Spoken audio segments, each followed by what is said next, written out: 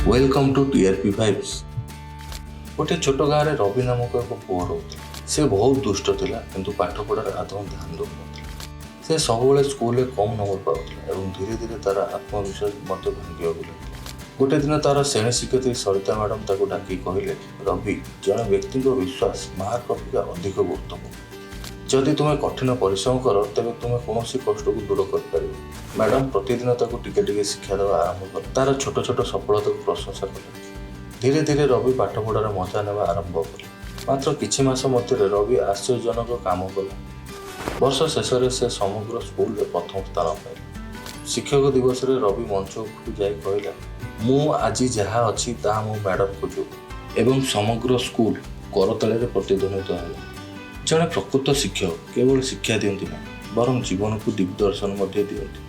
जदि आपको यही वीडियो भल लगी सब्सक्राइब, लाइक एंड कमेंट करो।